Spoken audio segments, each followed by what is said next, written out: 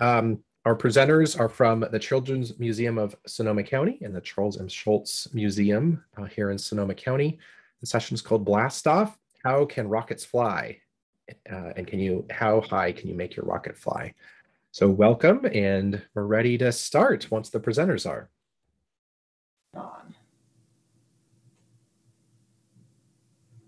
And Steve needs to stop sharing. Oh.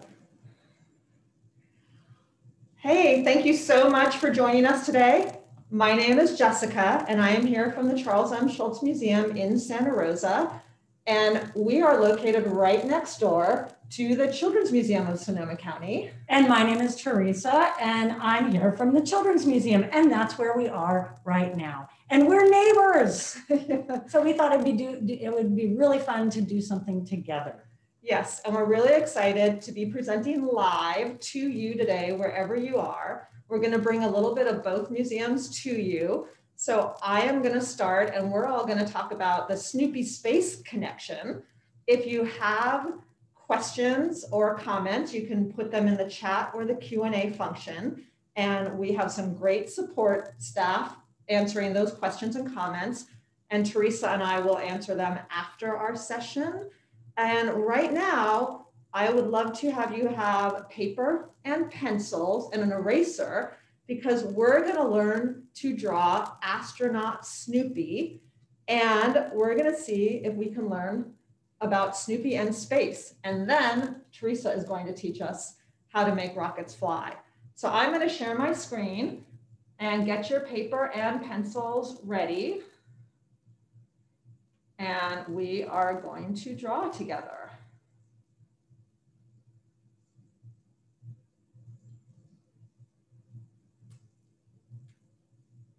All right, if anyone knows how Snoopy and space are connected, I invite you to go ahead and put your answers into the chat. And if you don't know, we're gonna start drawing. And I invite everyone to have a pencil and paper. We are going to draw astronaut Snoopy. We are going to start by drawing a circle for Snoopy's head. And the circle is sort of the shape of the moon, which is where Snoopy got his connection to NASA. We're going to draw a smaller circle that intersects with a larger circle. And back in 1968, when NASA was very involved in sending astronauts to the moon, Snoopy became a safety mascot for NASA. Let's go ahead, and this is our trickiest cartooning move of the day. We are going to outline both of these circles and connect them. Then we are going to erase where they overlap in the middle. And what we are drawing is Snoopy the way he appears on the safety pin on which he became a mascot. It was called the Silver Snoopy Award, and it is still awarded today to NASA employees for their safety.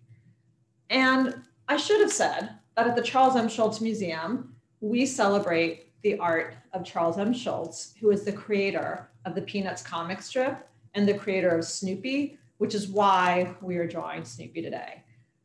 We are going to go ahead back to our Snoopy drawing and add a third circle. And we're going to color this in for Snoopy's nose. We're going to draw an oval on the side for Snoopy's ear. And we're going to shade that in as well. Snoopy's ear is black. And if I'm going too fast, I believe this session is being recorded, so you might be able to catch up a little later and pause and slow down. We have so much to cover today. I want to make sure we get to the rocket launching part, so I am going to go a little quickly through drawing Snoopy. But Snoopy was more than just a safety mascot for NASA. In 1969, Snoopy and Charlie Brown became the call signs for the command module and the lunar module that went up to the moon in Apollo 10, which was called the dress rehearsal for the moon. Let's go ahead and add Snoopy's body. It is a teardrop shape. And I'm not gonna worry about erasing these lines between his head and his body because we need to put a nice big astronaut suit on him. But we can go ahead and give Snoopy an eye. And let's give him a great big smile because he's getting ready to go out into space. So who wouldn't have a smile on? We're going to give him 2 pancake-sized feet right down here, kind of connected to his astronaut suit on his body. And we're going to give him, here's a little square. This is going to be his oxygen tank that he's holding. So let's put a little handle here and erase in the middle. And let's go ahead and give him a helmet because we cannot send Snoopy into space without making sure he can breathe. I'm going to make sure the helmet has a few little marks to let us know it's shiny. And his astronaut suit, we want to have a nice big neck here. And his suit kind of has zippers down the front there, or where he's going to get nice and tight and airtight in there.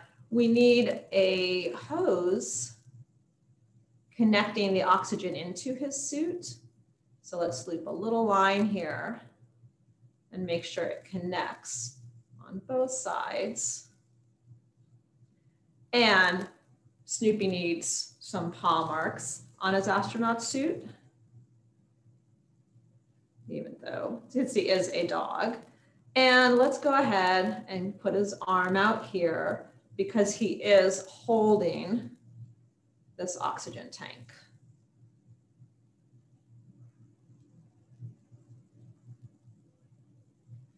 So what do you think? Does that look like astronaut Snoopy? I know that I am not Charles Schulz. I am Jessica, but nonetheless, I wanted to go ahead and get us a fun cartooning experience and let us all become cartoonists. If you have scissors, I invite you to cut out your astronaut Snoopy because in 1968, the lunar module and command module went up to space and actually circled the moon. It did not land, but we're going to see how they launched that rocket when I turn it over to Theresa in a moment. And then if we have time, we're going to see how we bring Snoopy safely back to Earth. So I'm going to go ahead and stop sharing and turn it back over to Theresa. Theresa, take it away. Well, thank you, Jessica. Thank you, neighbor. All right. Good morning. Well, in order to understand how rockets launch, we need to understand Newton's laws of motion. And maybe you've heard of Sir Isaac Newton. Have you heard of this fellow? And this was over 300 years ago that he defined the laws of motion. And the first law talks about an object at rest tends to stay at rest until a force acts upon it. Okay, so I'm the force, I'm pushing it.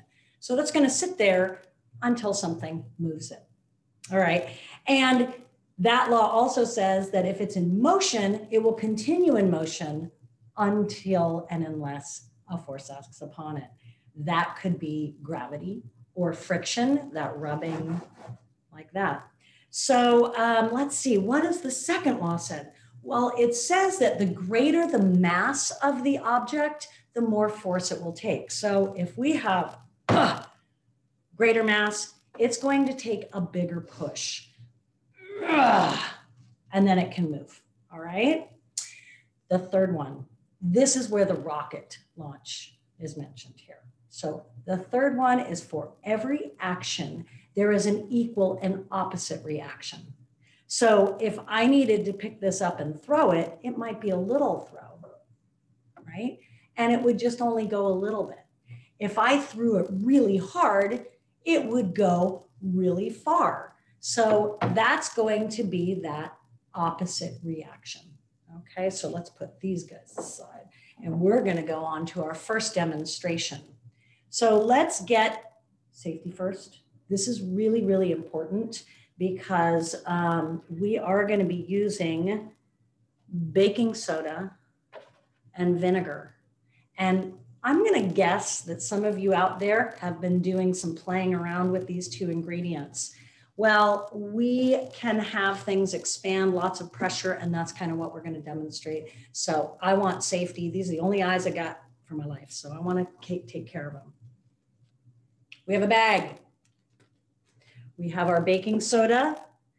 Got that measured out into a tablespoon.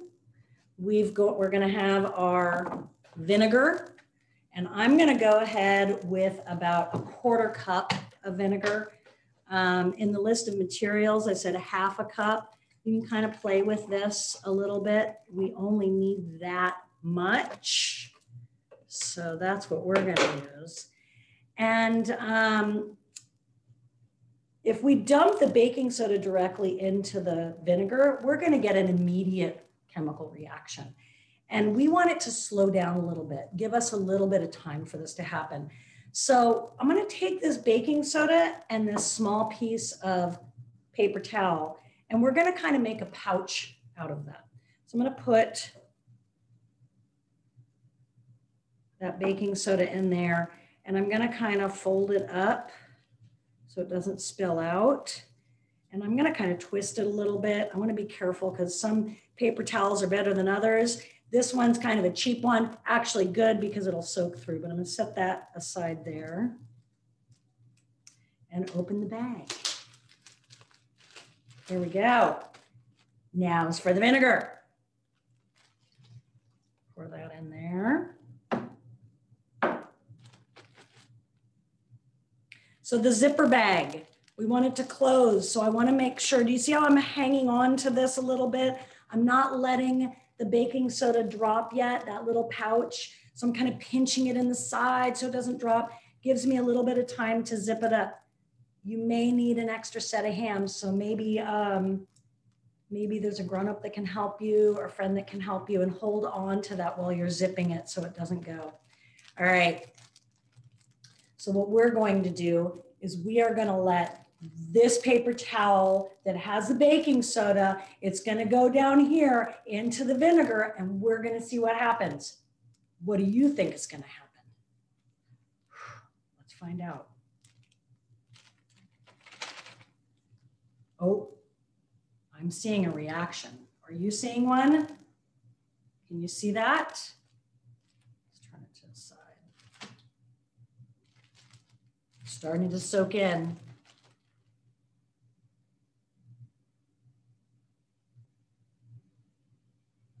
Okay, so I'm seeing it expand and expand and expand. I wonder what's going to happen. Hey, it popped. So there was a little bit of room for it to pop out. That pressure built up inside and pushed open the zipper. So we gave it a little bit of room to do that. We didn't want to enclose it so much that it couldn't, because then it may have exploded even bigger. But that kind of happened. That was cool. All right, let's set that aside. Okay, so it kind of exploded. It popped, didn't do a big explosion. But we want to see how that pressure provides the push that can provide the launch. Because what ends up happening with a rocket is that you ignite the rocket fuel.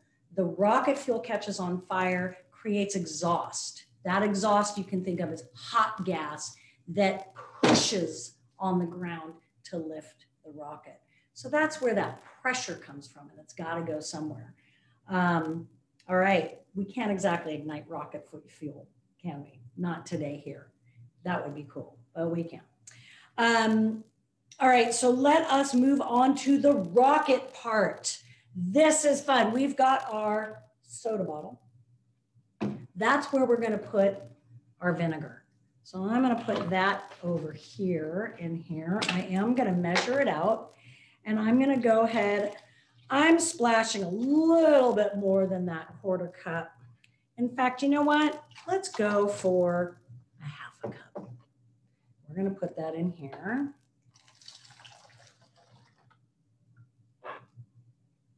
And I know that I have my tablespoon right here. I'm going to be having a cork right here and tape, because what we might have is a cork that's really loose. See how this fits really loose inside of this bottle? We want that to be just a little bit more snug. So I'm going to take a little bit of tape. I'm going to try to take some tape here. There we go. Get a piece of tape, put it around your cork. And what's important is that it's not too snug, not too loose, kind of like that baby bear where it's just right. All right. Oh, that feels good. That feels good. That feels like it can still come out. All right. Now it's going to be really hard for me to give that timing. So we are going to go ahead and do the paper towel, but that pouch, the way that I did it before, it's going to be hard to get it in there because we've got a lot. So I'm going to try to line it up a little bit so that I can roll it. Let's try that. I'm going to do kind of like a burrito. So I'm going to fold one end, fold the other, and kind of roll it up so it's kind of narrow. And I think that's going to fit. I think that's going to fit. Are you ready? I'm ready. I'm ready. So we're going to be doing this quickly. I'm going to be putting it inside here, and then I'm going to get the cork on there pretty quickly because that reaction is going to happen. What do you think is going to happen? I wonder. Here we go. Okay, get in there, get in there. Oh, there it goes. Get the cork in.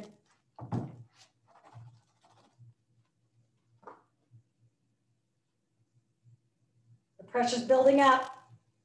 Come on, cork. Maybe too loose.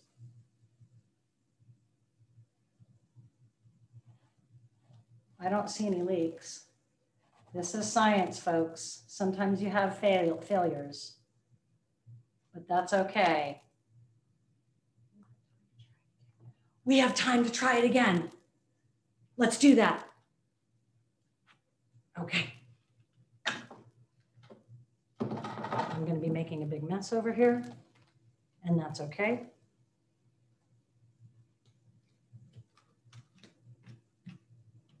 Okay, come on. There we go. All right, let's do this one more time. All right, splash that in there. I'm going to try a cork that I did earlier, and I know that it works. And some more baking soda. Roll it up like a burrito. Burrito. Okay. 1, 2,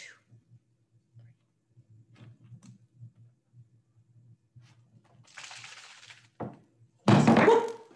Well, that was quick. I was almost not even ready. Did you see that? See if we got any more pressure in there. Sometimes you can catch some more. Looks like we might have had a reaction, but there you go. So we had this pressure buildup and it was able to push the cork out of the bottle just like that. So I wonder what would happen if you put more of the ingredients in, I wonder if that third law for every action, there's an equal and opposite reaction, might come into play. We'll let you discover that. But we've just launched a rocket. How's Snoopy gonna get back down to Earth? Thank you, Theresa. As Theresa just showed you, the concept of kind of creating a gas and building pressure is very much what they used on a much different, larger scale to launch rockets during the Apollo missions. And in Apollo 10, which was the dress rehearsal for the moon before Apollo 11, a lunar module and a command module went into space. The lunar module broke off, circled and traveled around the moon and stayed there, which is kind of crazy. But the command module, which was named Charlie Brown, the lunar module was named Snoopy, had all the astronauts and needed to return to Earth. So how do we get that command module safely back to Earth? If you have thoughts, put them into the chat or the Q&A. Now, Theresa did a great job talking to us about Newton, and Newton discovered the principle of gravity, right? So things are going to fall back to Earth no matter what once our command module re-enters the Earth's atmosphere. But we don't want this falling back to Earth from space. We've got our astronauts in there. So we're going to build a very small model of a command module. And what do you think we're going to do to kind of slow down their descent, to act against the gravity so that they land safely? Any thoughts?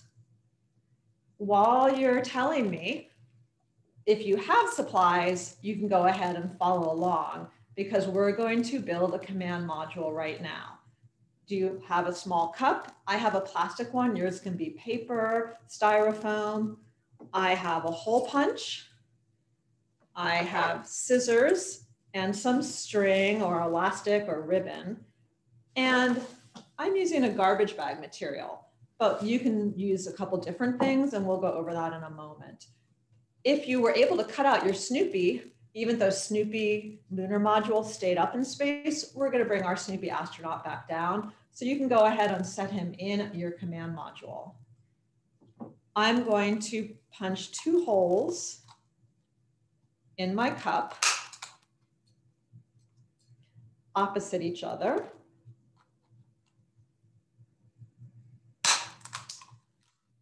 And if no one put this into the chat or the Q&A, I should mention that what we're doing is we are attaching a parachute to our command module. So I'm not sure if anyone got that answer or not.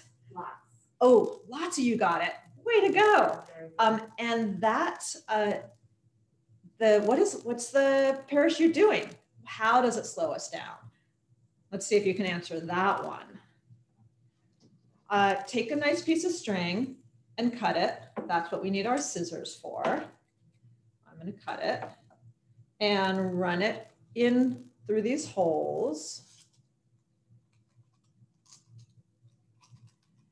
And you can guess that we're going to go ahead and attach our parachute to it in just a moment.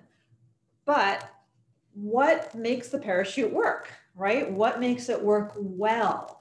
So the main thing to remember about a parachute is that it is creating drag or air resistance. So basically that parachute, whatever we use to create it, is going to trap air molecules underneath it, which is going to slow down the descent of our command module. So what do you think makes a good parachute? Thoughts? I used a garbage bag. It was something that most people have at home.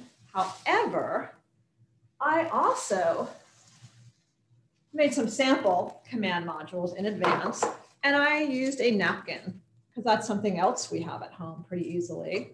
I also use a piece of plastic tablecloth, but let's go ahead. So whatever you have at home, you can work with. But I'm going to take my garbage bag and I need to cut 2 small holes on 2 sides at the end so that I can tie my string through it. So you can try your hole punch, but I find just a tiny little slit with scissors on each end that I can tie with my string. Let me go ahead and move these so you can see, and then we'll see what works better. I'm going to stick my string through that hole I created and tie a little knot on each side. And if I had drawn my Snoopy on paper, I would cut them out and put them in there. But I used a tablet so I could screen share. All right, so I have a very simple command module. And now the question is, what makes the parachute works best? It has to trap those air molecules, right? It has to get as much drag or air resistance as possible. So let's look at the smallest parachute I made out of paper. And the other thing I'm going to note is that I could have punched 2 more holes and tied this on both edges because the shape of my parachute is going to make a bit of a difference. So let's launch this parachute. So not bad. I did use a plastic tablecloth and made this larger. So again, the material you use to make your parachute is going to matter. The size of your parachute is going to matter. Again, we want to capture as much air under there. We want to get as many air molecules under there as we can. So let's see this one. I'll launch it. Oh, not bad, but this one I created, the shape of your parachute is going to make a difference. This one we just built together that has this sort of mushroom shape where you can really capture those air molecules. Let's see how this one works. I'll launch it. What do you think? Which one worked the best? Any thoughts? Now, again, you can experiment and make as many different command modules as you want. Try as many different size parachutes. You may be able to make one that's even better than the one that I just made. But I want you to remember the idea is we're creating drag and air resistance to sort of act against the forces of gravity. Our actual command module also landed in water when it returned down to Earth from the Apollo missions, which is obviously a much safer landing all around. And then they actually sent boats out to rescue the astronauts. So Snoopy and Charlie Brown went up to space in 1969 and launched an entire moon mission, so to speak. Now I'm going to invite Theresa back. I'm going to put my mask on. And we want to see if you have any questions at all that we can answer about rockets, Snoopy in space, or the Children's Museum and the Charles M. Schulz Museum. All right, let's see. I'll grab our laptop and let's see if we have any questions. We have time. So just go ahead and you can put those questions in the Q&A. And if you don't have any questions, we might have to launch another rocket. Let's do that. I'm going to turn it back over to Theresa so we can do some more rocket launching. That's the most fun. And I sort of, Theresa did mention thinking about how you could make that rocket go higher. What would happen if you put more vinegar or more baking soda? I'm going to take these questions while Theresa is getting the next rockets ready. Okay, so we know that the small amount that we put in there works, and we are inside a room right now. So if I were to add, I would even like to do this outside because then I could see how high it can go, because it hit the ceiling. So it could have gone higher, but you know, there was something in the way. I can take these off. There we go. But I did make a little fancier of a rocket, and I wanted to share that with you. I put some fins on there, and we'll see how that goes. I do know that this fits fairly snug. I tried it earlier, and it fits fairly snug, which is great. I'm going to estimate because I just dumped everything in my measuring cup, and that's starting to react. So that means I have got some stuff in there. So we're going to see if that works, because it might not. It might not because it's starting to react already. So I might have to add some more. Again, we're going to do the burrito. Fold that over, roll it up, because that's going to make it a little bit more narrow. I'm going to rinse this out because I don't want that to react before. I'm going to pour some. I got a gallon of this stuff, so we're doing okay.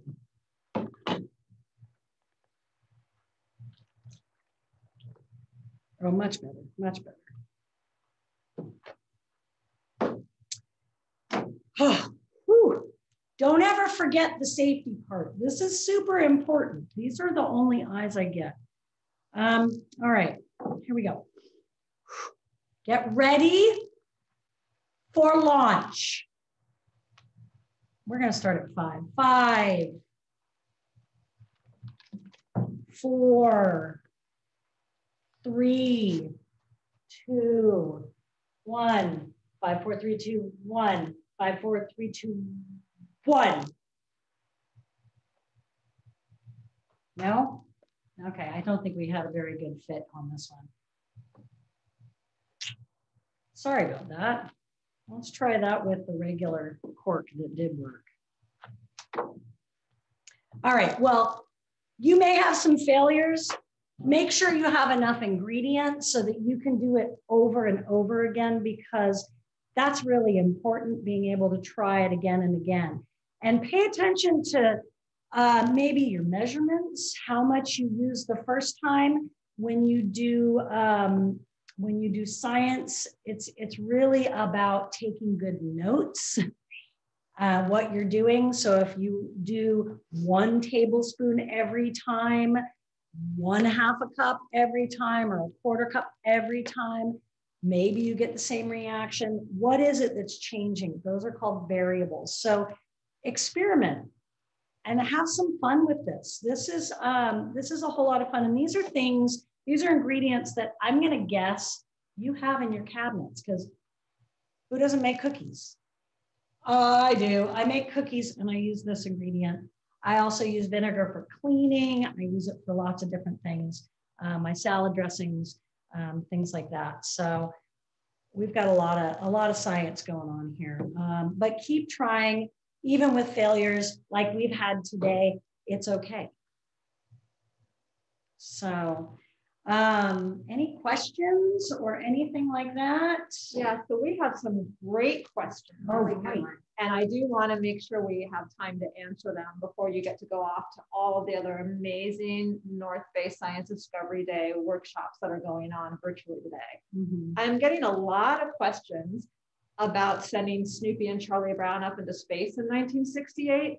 So I want to be sure to clarify and answer that. We, the United States, did not send a real dog up into space. However, the Soviet Union did. They sent a dog named Laika up into space. But we did not send actual real dog. And Snoopy is a cartoon character. So if the astronauts did carry him up into space, he was in a version as a little plush or little toy figure. What we did was we named the command module Charlie Brown, and we named the lunar module Snoopy.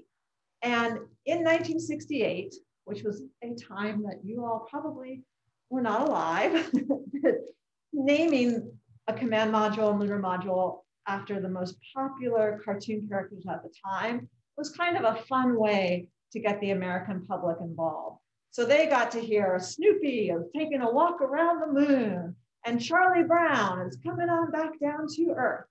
So they just lent their names to the actual lunar module and command module. The astronauts did actually take little Snoopy toy into space. And I believe they took a big, large stuffed Snoopy with them as well, but no real animals went up to space on our missions. Someone's asking how we got them back down. And that's what I wanted to be clear about as well. The lunar module had no actual astronauts in it. Apollo 10 was a test run. It was called the rehearsal to the moon because Apollo 11, which went after, Apollo 10 launched in May and Apollo 11 went up in July. And that landed the lunar module on the moon with astronauts. Apollo 10 just circled the moon, the lunar module, and that lunar module stayed in space. The command module, which is what my little model was of, had the astronauts, and this did return to space. Return to Earth. It was pulled back down into our atmosphere, and then we kind of made the launching not so terrible. The return not so terrible by using parachutes that came out of the command module and helped it land safely back into the water. So I hope that's a little more clear. We have some great questions about the parachutes. So would a heavier parachute material affect the speed of the falling capsule? Yes, it would, right? So the material, what it's made out of, how large it is, that's all going to affect how the capsule falls to Earth. So let's see what other questions we have. Let's see. I don't know. Do we combine the parachute and cork rocket during our experiment? Interesting idea. Oh, right? I love that idea. So here's where we're asking you to put on your scientist caps, right? We've given you some ideas, some simple tools that hopefully you have at home. And I'm going to step out of the way so Theresa can show a little bit more of what she's done with. Well, I don't know. I think, I was curious. You got me really curious about this. That question with combining them got me wondering. And I'm not going to do it here with us today, but I certainly will test it out because you got me curious and wondering, what if we attached the parachute to the rocket? And then when we launched it, it was able to come back down. That's a big challenge. Like wouldn't it like catch the wind going up too and maybe slow it down? So maybe there's a way to deploy the parachute once it's up at the top. I don't know how to do that, but I certainly am curious. And I think I'm going to be playing with that. And maybe you can do that too and see if you can attach that parachute to your rocket and get it to deploy once it gets up and can come back down. That's a big challenge. We're also getting a lot of questions about would the parachute size differ based on the weight of the object it's carrying? And well, what do you think? Again, we have Theresa talking about variables, and they're all going to affect each other. So the heavier your object returning to Earth, like an entire command module, yes, you're going to want much different parachutes than if you're just, launching a cup. So absolutely. We're also getting questions about, we have one here. Can you make a rocket reaction with other ingredients? Oh, good question. So what we have here is we have the vinegar and we have the baking soda, and this is an acid, this is a base. So what we've got is the reaction of the two. Now, if you didn't have vinegar, you could use something like lemon juice, or maybe even a salad dressing that this is an ingredient for. So that's something that you can do. I like to stick to these two, especially when I'm working with you folks, because these are super simple ingredients, and I'm not going to probably, if I'm playing it safe and wearing safety glasses and doing that, it's not going to be too crazy of a reaction. So that's kind of where we go from there is find out. You could look it up. I know that some of the things that I've done, the experiments and demonstrations that I've done, I've looked them up. I've learned how to do them. I didn't make them up myself. Some of the things we make up ourselves, but it's from other people's ideas and other people's experiences too. So learn about those things, look them up, figure it out. There's so much out there. There's so much information that you can learn and you can figure this out. And maybe you can be up here making that demonstration and explaining how this works, because I still have a lot to learn. Yeah, I am going to just, again, we have a lot of questions asking about variables. What if Theresa used a bigger bottle and maybe a smaller cork, right? So we then suddenly have a whole lot more space in which to create our chemical reaction. So would the same amount of vinegar and baking soda that she used, would that work? Or would you need much more vinegar and much more baking soda? So because you have a much larger space in which to build up pressure, right? So some of these are things you can try. Someone's asking if vinegar and Mentos will work. Well, we probably know what happens when you put Coca-Cola and Mentos together. So Coca-Cola, like vinegar, is your acid, right? So give it a try. Try it at home. Someone is asking me if Snoopy's a girl. So Snoopy is a boy, so I want to make sure to answer that one. And if you haven't gotten a chance to check him out in the Peanuts comic strip or the Peanuts cartoons, there's a whole bunch of new Peanuts cartoons on Apple TV that are a lot of fun. So it's definitely a way to learn more about Charles Schulz and Peanuts. And we're really excited that the Charles M. Schulz Museum in Santa Rosa will be reopening very soon. We also have online spring break classes, and we will have a lot of fun summer classes. So check out our website, schultzmuseum.org, and make sure to see what the Children's Museum is doing, because they're going to be reopening too. And your website is www.cmosc.org. Yeah, so we are just about out of time. Let's see, we're being asked what would happen if you add more vinegar and baking soda. What do you think? Bigger explosion, right? Let's see what will happen if there's less baking soda than vinegar, or a different ratio. These are all things for you to be testing out. I also want to point out that we do have a YouTube channel, and we read stories. We have some other videos. This we can probably upload there too once it's available to us, and you can actually watch it again and again and see what you can come up with from there. So I hope to see you. It will definitely be open very soon. There's a lot of things to do. We're coming out of this crazy pandemic, and we're really glad that we were able to see you today, kind of see you come here today and spend some time with us. We hope, and I want you, if you do come to the museum and you see me, this is what I look like. I want you to say hello to me, please, okay? And tell me that you were in this webinar and what you remember from it. So it would be great to see you. Yeah, that is all the time we have. We're so sorry we didn't get to all of your questions, but I hope you had fun, and I hope you go check out a whole bunch of other North Bay Science Discovery Day events today. Thank you so much. Thanks. Bye.